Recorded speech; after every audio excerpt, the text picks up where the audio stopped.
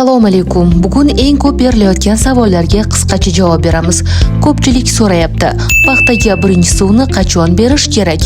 Bu albatta ob-havo va tuproq holatiga bog'liq, lekin o'simlik stressga tushib qolishni kutmaslik kerak.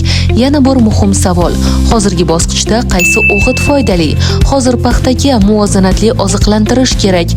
Ayniqsa azot va mikroelementlar o'simlik rivojlanishida katta rol o'ynaydi.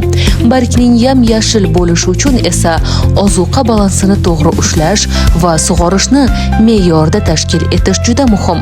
Ba'zi joylarda paxta bo'yi tez o'sib ketmoqda. Bunday holatda agrotexnik nazoratni kuchaytirish kerak bo'ladi. Hozir trips va shiraga qarshi nazorat juda ham muhim.